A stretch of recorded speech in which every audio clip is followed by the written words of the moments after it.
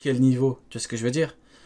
Le niveau de Don Shinjao, je l'estime au niveau commandant à l'époque. Quand je dis commandant, bien sûr, c'est premier commandant, deuxième commandant, le troisième, il y a débat. Mais premier, deuxième, il n'y a pas de débat.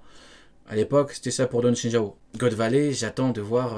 Shinjao, il avait la prime de Ace, en fait. Ace, commandant. Maintenant, les primes, ça ne veut pas tout dire, hein, parce que ça dépend de la dangerosité aussi, bien évidemment. Mais en tout cas, pour moi, c'est pas une incohérence. Voilà. L'auteur gère parfaitement les rapports de force. Pourquoi Non, ce qui aurait été bizarre, c'est si Sengoku avait battu Shikyo 1 contre 1. Là, si Sengoku bat Shikyo 1 contre 1, là tu te dis, ah, non, c'est pas incohérent. Je dis, ah, là, ça remet en doute pas mal de choses. Mais même pas, il y a quoi, il y a Garp à côté de lui. Ah. Reproduirait pas ce scénario justement pour le gouvernement mondial et que les traîtres soient en l'occurrence Kuma mais surtout Vegapunk. Ce dernier qui, comme je le disais à l'instant, a rejoint le gouvernement mondial de force après son arrestation. Garp a combattu le lebeu.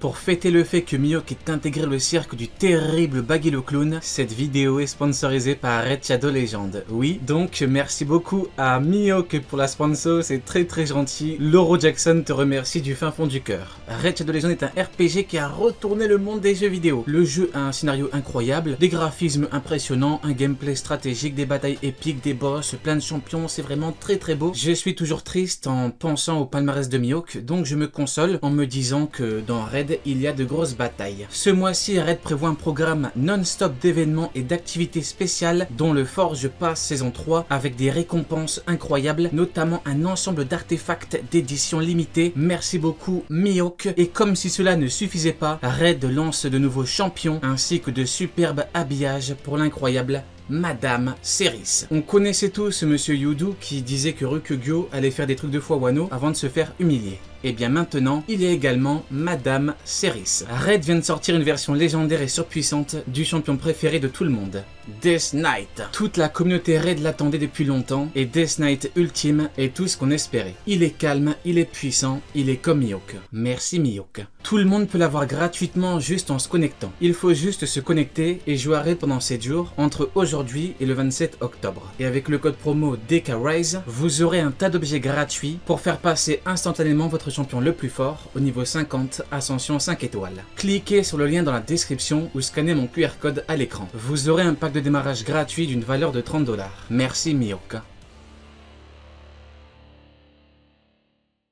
Je le sais, vous le savez, Oda s'inspire énormément de choses pour créer les bases de son univers. La mythologie, la littérature, l'art et bien évidemment le cinéma sont une source inépuisable de références. Regardez. Pour One Piece, l'art et bien évidemment... Non, j'allais dire c'est le second de Mihawk, mais non, même pas. Même pas. Je suis même pas sûr que Mihawk puisse... cinéma sont une source inépuisable de références pour One Piece. Et parmi elles se trouverait Star Wars, une œuvre connue de tous au scénario collant parfaitement à notre théorie. Pour résumer vraiment très grossièrement l'une des principales intrigues de Star Wars, les Stormtroopers, ces soldats emblématiques que vous connaissez tous, constituaient l'armée de l'Empire, les méchants. Sauf qu'il y a très longtemps, cette armée était composée de millions de soldats clones, des êtres créés en masse pour composer la force militaire de la République, les gentils. Comment s'est fait ce changement soudain, me direz-vous? Eh bien car les soldats clones étaient paramétrés pour obéir aux ordres sans poser de questions, et l'un d'eux a été le funeste Ordre 66. Il va spoiler Star Wars là. Attendez, je vais avancer là. Qui était pour... Il y a des gens qui ont pas vu là. Notre scénario de Vegapunk et des pacifistas est alors encore plus intéressante. Moi j'ai vu hein, mais c'est pour ceux qui n'ont pas vu quoi. Notre question pourrait vous venir en tête, pourquoi Star Wars n'est pas une autre œuvre? Pourquoi se baser foutu George Lucas?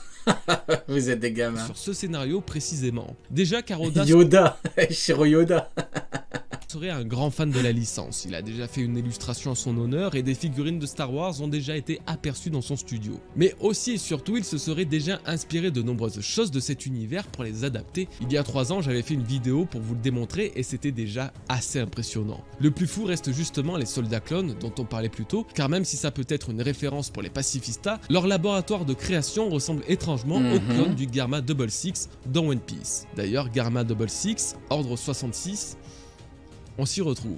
On y retrouve le même concept. Oui, hein. C'est comme Baggy, le chef de Mihawk et de Crocodile. On s'y retrouve. Soldats modifiés biologiquement, créés et nés dans des cuves de culture, pouvant passer de l'enfance à l'âge adulte en seulement quelques années. C'est mon argument. Il doit avoir des figurines de Einstein.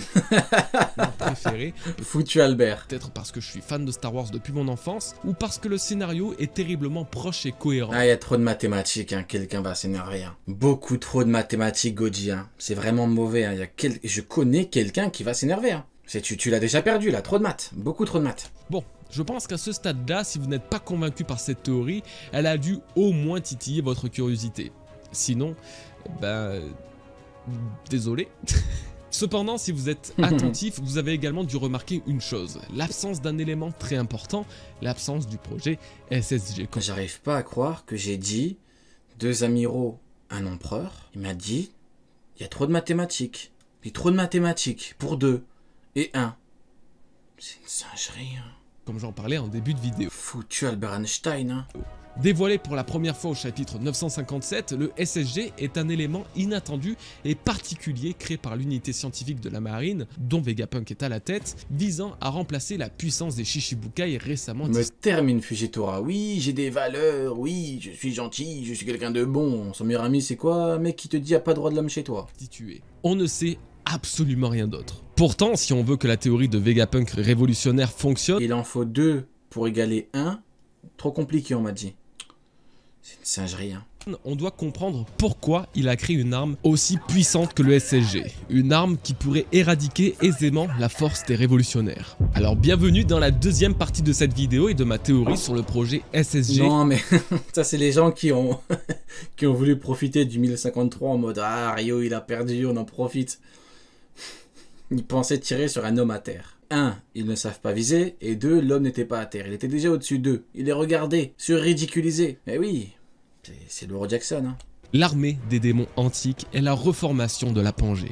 La nouvelle création du gouvernement mondial serait une armée d'Oni, les démons Une armée de Oni. Une armée de Oni. De la race d'Oz et Oz Junior, connue pour pouvoir transporter les continents. En plus d'une puissance phénoménale plus élevée que n'importe quelle autre race, cette légion de démons aurait comme rôle de remodeler le monde afin de briser les frontières et réunifier les peuples à la toute fin de One Piece. Soyez attentifs, je vais tout vous expliquer. Commençons par les Oni. Cette partie va nous mener aux origines de One Piece. Puissance démoniaque, et oui. À travers plusieurs arcs et plusieurs chapitres. Le terme de Oni ne vous est peut-être pas trop familier. Pourtant, il est omniprésent dans One Piece. Oui, avec Kaido, oui, effectivement. Ce n'est que très récemment qu'il a pris une tournure beaucoup plus intéressante avec Kaido Yamato. et Yamato. Chapitre 1025, le combat entre le père et la fille fait rage. L'empereur révèle des éléments innés. Je vais devoir reparler du clown Mihawk, mais c'est pas pour être méchant, mais ceux qui disent ah Vista rivalise avec Mihawk comme Yamato rivalise avec Kaido. C'est écrit où que Yamato rivalise avec Kaido? C'est écrit où? Montre-moi, parce que Vista et Mihawk, c'est écrit quelque part. Hein. Ça me termine parce que je sais quoi les gens s'énervent. J'aime trop Vista, il énerve trop les gens. Il énerve beaucoup trop les gens, Vista, ça m'extermine. Dit en disant de Yamato comme les anglophones quand ils m'envoient oui Mihawk Black Blade je sais pas quoi, j'envoie une image de Vista, ils sont les pètes les plombs. Aïe aïe aïe les anglophones. L'enfant des Oni. Leur amitié est hypocrite, ils ont tous peur de toi, domine les autres par ta force. Tu es l'enfant d'un Oni. Supposé être ami avec les humains, que c'est sa destinée et... C'est écrit nulle part parce que ça a tout simplement été montré. Bah non mon ami, parce que toi tu me dis oui, moi je te dis non. Qui a raison, on peut pas savoir. Alors que Vista Mihawk, c'est écrit quelque part. Tu vois ce que je veux dire? Et là la différence. Toi tu me dis elle a rivalisé avec lui, moi je te dis non. Live Record, c'est une info brute et officielle. C'est ça le problème en fait, c'est pour ça que, encore une fois, je dis pas que ça me fait plaisir. Parce que Mihawk, je le kiffe. J'aimerais bien. Mihawk niveau Yonko, j'aimerais bien, moi. Ceux qui disent oui, il est anti-Mihawk. Bah non, je suis pas anti-Mihawk, j'aimerais bien, moi. Tu me dis niveau Yonko, c'est très bien. Malheureusement, il y a un problème avec l'arc Marineford. Parce que du coup, tu vas me dire qu'il y avait que Barbe Blanche qui pouvait le gérer. Bon, bizarre un peu, mais bon. Le bœuf, hein, comme on dit. Et qu'elle ne peut pas échapper à sa lignée. Pour la première fois, la race et les origines de Kaido et Yamato nous sont donc dévoilées et ils viendraient d'une espèce antique, une espèce apparemment... Pas besoin de justification, non mon ami, ça marche pas comme ça, ça marche pas comme ça, il nous faut que ce soit écrit. Toi tu me dis c'est ça, moi je te dis non, moi je te dis elle a juste tenu tête. On l'a bien vu, elle a tenu tête. Vista s'écrit, Vista rivalise avec lui, comme Barbe Blanche était le seul à pouvoir rivaliser avec le roi des pirates. Tu vois, Kaido on l'a vu, qu'il était au-dessus, on l'a vu, il allait la fumer. avant l'intervention. On l'a vu. Est-ce que t'as vu Mio réussir à toucher Vista? Elle a même pas réussi à le toucher. Tu vois ce que je veux dire? Elle a réussi à tenir tête. Elle a tenu tête à son daron. C'est très bien. Je dis pas que c'est mauvais. Voilà. Après, je comprends. Il y a vraiment des gens, ils veulent non, Mio c'est ça, et Vista c'est non. Je comprends. Je comprends votre douleur. Je comprends. Vous êtes des fans de Mio. Vous voulez que Mio soit. Je comprends. Mais ce n'est pas moi qui écris les vivres regarde. Oui, c'est pas moi. Tu me dis c'est écrit quelque part, je dis ah bah c'est écrit quelque part mais c'est pas écrit. Misère de misère. Ennemi aux humains. Mais alors, qu'est-ce qu'un Oni? Les gens ils vont croire que je suis semblant pour énerver les gens, mais non, mais moi ça me fait mal. En tant que fan de Mio, je me dis mais Mio t'es même pas foutu de toucher à YC4 comme ils disent les anglophones ou YC5. Mais non il n'y arrive pas. C'est terrible. Dans les mythes japonais, un Oni est un ogre, un démon ou même les deux au physique atypique. Une peau rouge, bleue. Crocodile l'a pas passé, bordel de merde. Même Crocodile le passe pas, c'est pas possible. Ouverte, des cornes, un pagne. Elle a tenu tête pendant des chapitres, mais mon ami, c'est pas moi qui fait le manga. En moi, c'est moi qui fais les vivres cartes, qui fait le manga. On a vu Kaido aller la fumer. C'est écrit Mihawk rivalise avec Vista. Et Mihawk n'a pas réussi à toucher Vista. C'est pas de ma faute. On me reproche de dire ce qui s'est passé dans le manga. Mais vous, il y a un problème là. Je comprends mon ami, tu es un peu énervé, ça t'agace. Je comprends mon ami, tu es un peu énervé, je comprends. T'es là en mode mais non, mais c'est pas possible. Je regarde, je comprends mon ami, je comprends. Je comprends mon ami, ça te fait mal. Tu souffres, je sais, mais... C'est pas de ma faute, hein. Une taille gigantesque et portant comme arme. Je ne te reproche rien. Ah non, mais moi aussi je te reproche rien, t'inquiète pas. Non, c'est juste que bon, voilà. Malheureusement, c'est pas moi qui écris les vivres cards. Hein. Dans One Piece, c'est exactement la description physique. Voilà, allez, on parle de Kaido là. De Kaido et d'un autre personnage. Il en est la symbolique parfaite depuis son introduction. Qu'il vienne de cette race ne serait donc pas étonnant.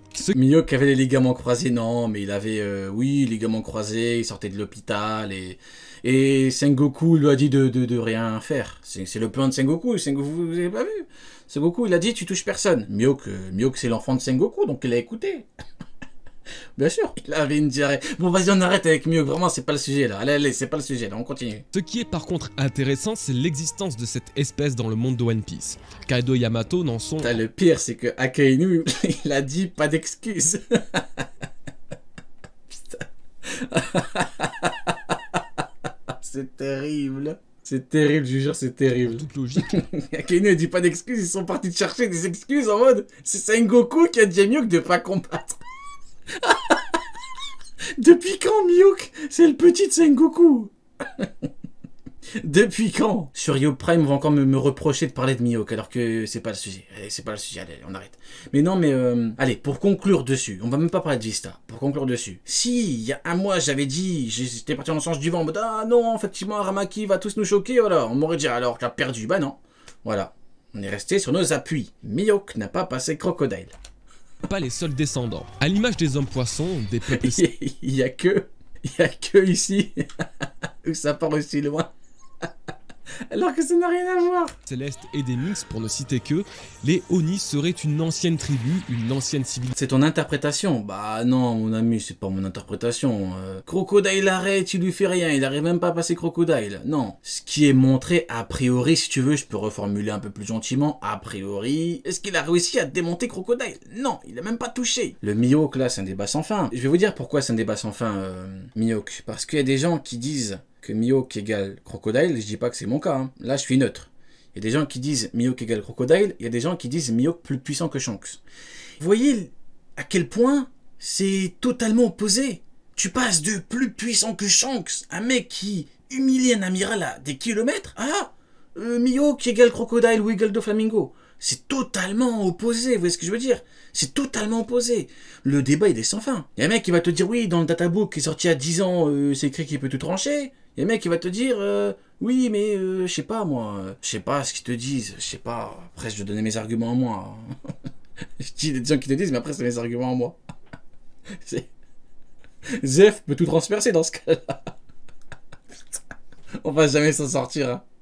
On va jamais ça. S'il te plaît, Mihawk, fais quelque chose. Franchement, Mihawk, mets les choses au clair. Vas-y, bats quelqu'un, fais quelque chose, là, j'en ai marre. Même moi, j'en peux plus. Bats Shiryu, bats Barbe Noire. Vas-y, bats Shanks. Vas-y, qu'on n'en parle plus, là, c'est bon.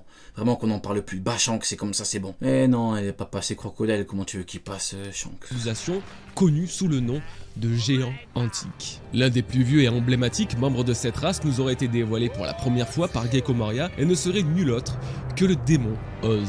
Ce dernier reprend exactement les mêmes caractéristiques physiques. On parle plus de Mihawk, on parle plus de Mihawk. Je l'ai parlé de cirque, et de voleur de sabre, et de jongleur, de cracheur de feu. C'est bon, on arrête avec Mihawk, on arrête. Vous savez quoi? On parlera de Mihawk demain. Voilà. Demain, on parlera de Mihawk tranquillement. Physique que Kaido, d'une façon évidemment beaucoup plus prononcée par sa taille, et serait alors un lointain ancêtre de l'empereur et de son enfant. Pour le bien de cette théorie, j'ai besoin de développer un petit peu plus cet arbre généalogique des Oni. Alors, vous allez très géant antique. vite comprendre Oz Junior. Okay, pourquoi, ainsi que leur lien avec le SSG. Cette mystérieuse race de Oni serait également liée aux géants et aux Numbers. Puisque d'après les vivres-cartes, des informations officielles, il existait une race connue comme les géants antiques, des géants à l'apparence et aux facteurs de lignage démoniaques, âgés de plusieurs siècles et 4 fois plus grands que la normale. Oz et Oz Junior sont donc reconnus comme géants antiques, laisse alors sous-entendre que les géants de nos jours, beaucoup plus petits que ces derniers, soient tout simplement leurs descendants directs. Une mutation génétique aurait transformé les géants antiques, donc la race des Oni. Rio, t'avais dit que si on revoyait Mihawk, tu faisais un live de 12 heures. Non, non, non. Je crois pas que j'ai dit ça. J'avais dit si Mihawk combat, je crois. Hein. J'ai dit si Mihawk combat quelqu'un en particulier, il faudrait que je retrouve le truc. C'était le clip ou quoi. Mais je crois que j'avais dit que si le combat. Bah non, parce que je savais qu'on allait revoir Mihawk dans pas longtemps. Donc ça m'étonnerait. Je le savais. Mais non, non. Non, non, à mon avis, c'est le combat. Ouais, c'est le combat. Mais il faut qu'il combat aussi. Il fait quelque chose. Hein. En géant que nous connaissons aujourd'hui. Leur apparence est plus humaine, leur taille est plus petite, mais leur origine viendrait des Oz en personne.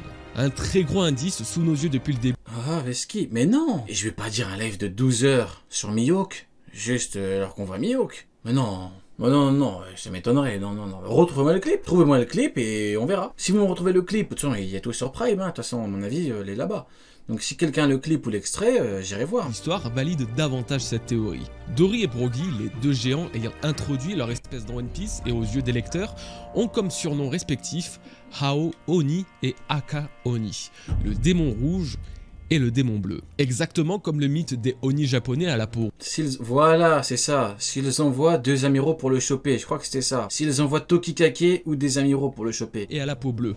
Oda, il y a 20 ans, avait déjà sous-entendu l'appartenance des géants à une race de démons légendaires, la race des Oni. Si les géants sont les lointains descendants de Oz, d'autres créatures... Les géants sont les lointains descendants de Oz. Ok, donc pour lui, Oz, c'est une race antique et les géants descendent de Oz. Ok, ouais. Pourraient en être leurs frères. Je parle bien évidemment des Numbers, et ça va être là le dénouement de toute cette théorie. Les 10 monstres de l'équipage de Kaido sont bien différents de ce qu'on a pu voir par le passé, et pour cause, d'après Big Mom, ce sont les expériences ratées. C'était donc ça les choses que Kaido a achetées à Punk Hazard, les expériences ratées des géants antiques. Je les aime bien. Des géants antiques que Kaido a achetés sur Punk Hazard. On en parlait à l'instant, les géants antiques connus jusqu'à présent étaient Oz et Oz Junior. Or, la... Ouais, voilà. J'avais dit, si on envoie Tokikake ou Dion, enfin si la marine envoie Tokikake ou Dion, ou des amiraux, ouais, voilà. Ah, vous avez failli m'arnaquer, hein. Vous avez failli m'arnaquer. L'apparition des Numbers apporte encore... Ils m'ont dit, si tu revois Mihawk... plus d'arguments à la théorie de l'existence des Oni, l'existence des démons. Effectivement, chacun d'entre eux, Jackie, Goki, Oroki, Nangi, Juki, Zanki, sauf ceux qui possèdent une apparence humaine, se rapprochant des géants que nous connaissons aujourd'hui, ont le kanji du Oni retrouvable dans leur nom. En somme, chacun des Numbers sont considérés comme des Oni, plus précisément ce sont des tentatives ratées de création d'Oni. L'ironie de la chose veut que Kaido se soit assez intéressé à eux pour les acheter, comme si les Oni étaient ceux qui pouvaient l'aider à gouverner les humains. C'est vrai, alors, il a pas tort. Ok, cette théorie est géniale, mais concrètement, elle apporte quoi à l'histoire des SSG, de Vegapunk et des révolutionnaires? Eh bien, maintenant que vous avez bien assimilé l'existence des géants antiques et leur origine, vous allez comprendre leur place dans toute cette histoire.